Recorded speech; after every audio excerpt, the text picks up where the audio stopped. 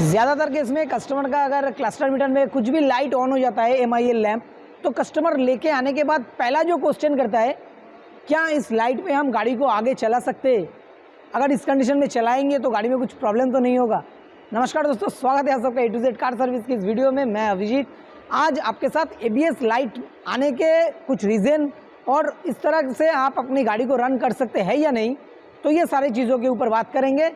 चलिए वीडियो शुरू करते हैं। मेरे पास ये ओल्ड मॉडल सांता फी 2013 का मॉडल है और इसमें जैसे कि देख सकते हैं, मतलब एयरबैग जो है ये एक बार ब्लास्ट हुआ था शायद, तो इसमें मैं गाड़ी को स्टार्ट कर लेता हूँ।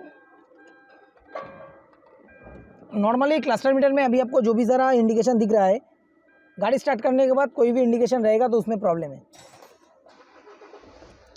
अभी गाड़ी मैंने स्टार्ट कर लिया और यहाँ पे आप देख सकते हैं ABS जो लैंप है ये कंटिन्यूअस इन ग्लोइंग कंडीशन में, साथ साथ एयरबैग का जो लाइट है ये तो जैसा कि मैंने बताया कि ये देखिए ब्लास्ट हो गया है, और साइड वाला पैसेंजर एयरबैग जो है वो भी ब्लास्ट हुआ है, तो ये लाइट मेरा ऑन है।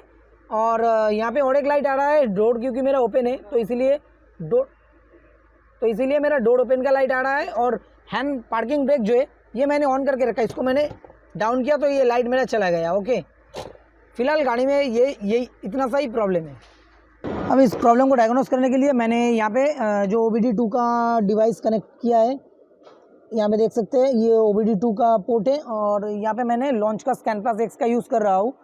तो स्कैनर का यूज़ करना बहुत ही ज़्यादा ज़रूरी है, नहीं तो क्या होगा कि आपको प्रॉपर इतना कम टाइम में, जैसे कि देखिए ये सिस्टम सिलेक्शन मैंने किया ABS anti locking brake system, क्योंकि आपको पता होगा कि चारों व्हील में अलग अलग से चारों सेंसर रहता है। अब पर्टिकुलर कौन सा व्हील में प्रॉब्लम है ये जानने के लिए जब तक आप स्कैनिंग नहीं करेंगे तो ये पता करना काफ़ी ज़्यादा मुश्किल हो जाता है। अब यहाँ पे देखिए मैं रीड फॉल्ट कोड किया तो यहाँ पे मेरा 2 फॉल्ट कोड ऑलरेडी चला आया। यहाँ पे मेरा एक पर्सनल सजेशन है आपको, अगर कभी भी ऐसा होता है कि दोनों सेंसर का कोड आता है पीछे की, तो कम से कम आप इसकी डेटा को ज़रूर चेक कीजिए, क्योंकि कई बार ऐसा होता है एक सेंसर ख़राब होने की वजह से वो पीछे की दोनों सेंसर के ही कोड दे देता है।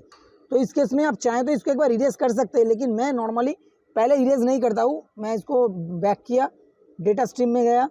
अब यहाँ पे देखिए ABS का जो भी सारा डेटा है, चाहे आप जो आपकी मर्ज़ी देख सकते हैं, बट मैं व्हील स्पीड सेंसर, चारों जो व्हील स्पीड सेंसर है उसके डेटा को लेके अभी ओके कर देता हूँ। ओके, तो यहाँ पे मेरा चारों व्हील स्पीड सेंसर का डेटा आएगा।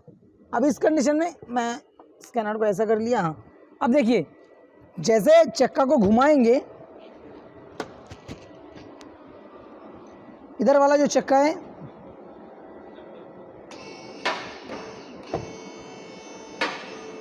यहाँ पे मेरा डेटा भी है साथ में।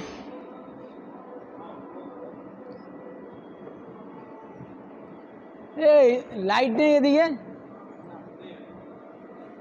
अच्छा ठीक है, तो चक्का घुमाऊं। ये देखिए चक्का जैसे घुमा रहा है तो यहाँ पे मेरा ये काम नहीं कर रहा है, ये पीछे की राइट साइड है। फ्रंट वाला घुमाऊं।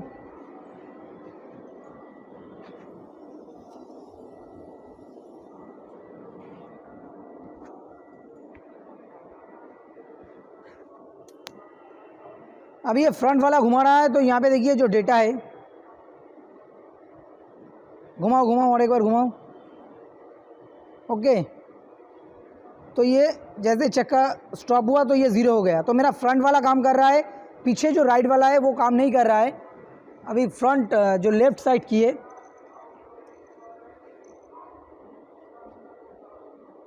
एक मिनट, हाँ घुमाऊं।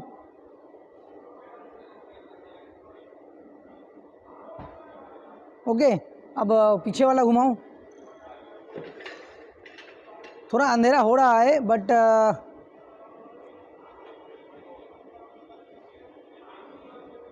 ओके, व्हील स्पीड सेंसर देखिए रेयर लेफ्ट जो है वो घूम रहा है, तो मेरा यहाँ पे स्पीड दिखा रहा है। अल्टीमेटली मेरा जो पीछे का राइट साइड वाला है वो काम नहीं कर रहा है। ये वैसे डिस्क ब्रेक है और कुछ गाड़ी में इसमें पीछे रेयर साइड में ड्रम ब्रेक भी होता है। और एक इम्पोर्टेंट चीज़, तुम काम करते रहो। और एक इम्पोर्टेंट चीज़, जैसे कि यहाँ पे आप बाहर का जो ब्रेक है, जो पैडल ब्रेक है, उसके लिए डिस्क यूज़ होता है, बट जो पार्किंग ब्रेक है उसके लिए इसके अंदर में जैसे कि ड्रम ब्रेक रहता है, पर्टिकुलर सिर्फ ओनली फॉर पार्किंग ब्रेक के लिए इसके अंदर वो ब्रेक शू है, वो मैं आगे आपको खोल के दिखाऊंगा। बट एक्चुअली क्या है कि मुझे इसकी जो सेंसर है, ये इसकी सेंसर है, जो कि सेंसर चेंज करने के लिए मुझे इसको पूरा कंप्लीट बाहर निकालना पड़ेगा। और उसके बाद सेंसर में आपको ऊपर से एक बार दिखाने की कोशिश करता हूँ। ये इसकी रहा सेंसर। अब इसको खोलने के लिए मुझे ये पूरा डिस्क को बाहर निकालना पड़ेगा। तो अभी फाइनली ये यूनिट को वहाँ से खोल के हमने यहाँ पे बाहर रख दिया। और यहाँ पे आपके पास अगर कोई भी हुंडई का मॉडल है तो पहले क्या होता था, इतना सा प्रॉब्लम के लिए, जैसे कि ये सिर्फ सेंसर का जो कैप आपको दिख रहा है, इतना सा प्रॉब्लम के लिए पहले आपको कंप्लीट ये यूनिट चेंज करना पड़ता था। बट अभी आपका पास कोई भी अगर मॉडल है तो उसमें आपको अलग से सिर्फ इतना सा पार्ट चेंज करने से ही, बदलने से ही प्रॉब्लम सॉल्व हो जाएगा।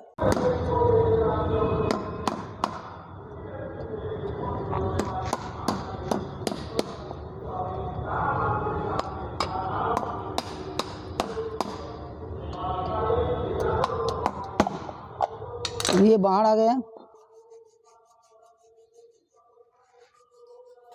इसमें हल्का सा देखिए अब रास्ट भी पकड़ लिया है, तो ये रास्ट को भी अच्छे से थोड़ा सा क्लीन कर देना ही बेस्ट रहेगा।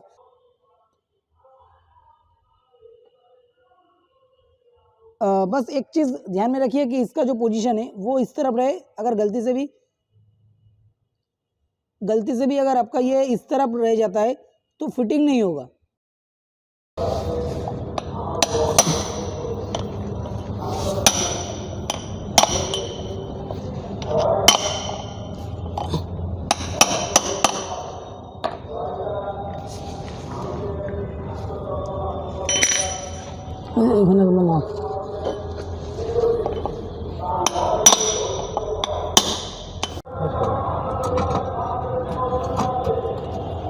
अब इसको बस रिवर्स ऑर्डर में हमें फिटिंग कर देना है, सारा नट बोल्ट जो भी जैसा था सारा कस के।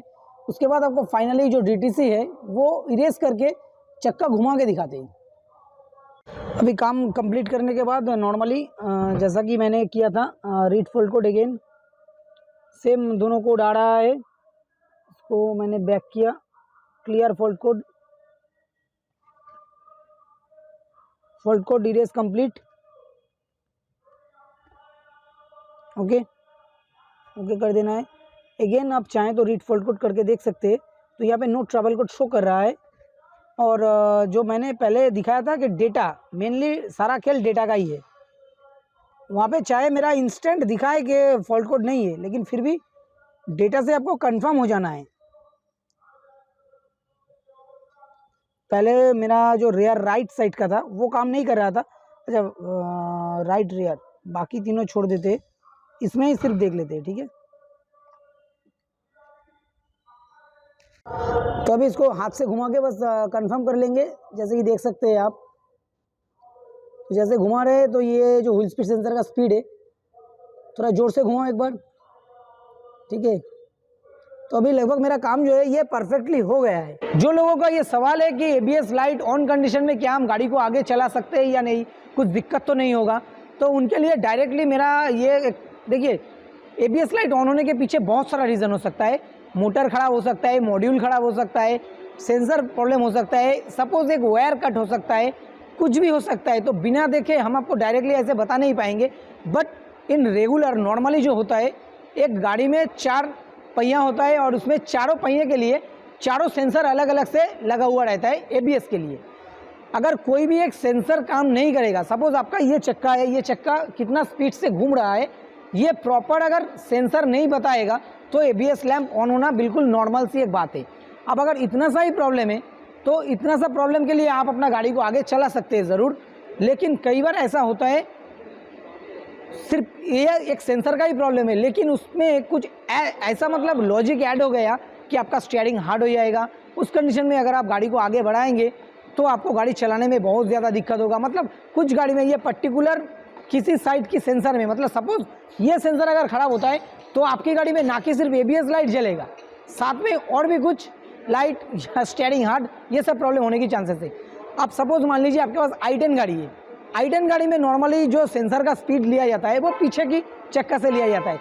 ऐसा मॉडल टू वाइज ये सारा सब कुछ डिपेंड करता है। तो मैं डायरेक्टली आपको ये नहीं कह पाऊँगा कि आपकी गाड़ी में एबीएस लाइट अगर ऑन होता है तो उस ऑन कंडीशन में आप अपनी गाड़ी को चला सकते हैं या नहीं। बट हाँ, कुछ ऐसा केस भी हो जाता है कि ABS लाइट अगर ऑन है उस केस में आपकी ब्रेक प्रॉपरली पकड़ेगा ही नहीं, आप ब्रेक करेंगे लेकिन पैडल आपका हार्ड हो जाएगा। तो इस तरह की केस में रिस्क ना लेना ही बेहतर है। और एक इम्पॉर्टेंट चीज़ है, सपोज़ आपका किसी एक चक्का में सेंसर खराब है और उसके वजह से ही ABS लाइट ऑन हुआ है। जनरली जो होता है पर्टिकुलर उसी चक्का में आपका ABS ब्रेक जो है वो काम नहीं करेगा, बाकी तीनों जो व्हील है उसमें ABS ब्रेक काम करेगा। अब ABS ब्रेक क्या है, नॉर्मली आप देखे होंगे कि जब ABS नहीं था या फिर हम लोग अपना बाइक में जिसमें ABS नहीं है, स्पीड को रिड्यूस करने के लिए, हाई स्पीड में जा रहा है तो रिड्यूस करने के लिए ब्रेक को, जो डिस्क ब्रेक रहता है उसको पंप करते रहते हैं, पकड़ते छोड़ते। तो ये काम एक्चुअली ABS गाड़ी में ABS मॉड्यूल ही करता है। वो 1 सेकंड में 7 टाइम्स उसकी ABS को, ब्रेक को पकड़ता है छोड़ता है 1 सेकंड में 7 टाइम्स। तो इसीलिए ABS में एक फंक्शन क्या है, मेन जो टॉप मोस्ट इसका फैसिलिटीज़ है, आप ब्रेकिंग कंडीशन में भी आपकी जो स्टीयरिंग है उसको घुमा सकते हैं। नॉर्मल अगर ब्रेक रहेगा, जैसे ही आप ब्रेक दबाएंगे तो स्कीड करके वो जिस दिशा में है उस दिशा में लेके चल जाएगा। लेकिन ABS ब्रेक अगर रहता है तो आप अपनी स्टीयरिंग एंगल को चेंज कर सकते हैं। आई होप कि आपको अगर जो क्वेश्चन था ABS ऑन कंडीशन में क्या गाड़ी को चला सकते हैं या नहीं, इसका जवाब मिल गया है। और हाँ, अगर एक के बजाय 2 ABS सेंसर खराब होता है तो ABS सिंबल के साथ आपका हैंड ब्रेक का जो सिंबल है वो भी ऑन हो जाएगा। तो इसमें आप इजीली समझ पाएंगे कि मेरा 2 ABS सेंसर खराब है। फाइनली गाड़ी को एक बार स्टार्ट करके, जो ब्रेक लाइट पहले ABS का जल रहा था, ये देखिए जैसे मैंने स्टार्ट किया तो सारा जो लाइट है ये सारा लाइट चला गया, सिर्फ ये एयरबैग वाला जो लाइट है ये लाइट ऑन है। और जैसे कि मैंने बताया, आपको पता ही होगा, ये भाई साहब ऑलरेडी ख़त्म हो गया। ओके,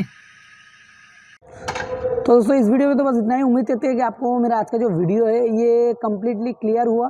ABS से रिलेटेड अगर फिर भी आपके मन में कुछ भी डाउट है तो मुझे कमेंट करके पूछ सकते हैं। और अगर वीडियो अच्छा लगे तो प्लीज़ एक लाइक और शेयर ज़रूर कर दीजिएगा। और अगर आप मेरे चैनल पर नए हैं तो प्लीज़ मेरे चैनल को सब्सक्राइब कर लीजिए, क्योंकि मैं ऐसे ही ऑटोमोबाइल से रिलेटेड छोटे मोटे वीडियो बनाने की कोशिश करता हूँ।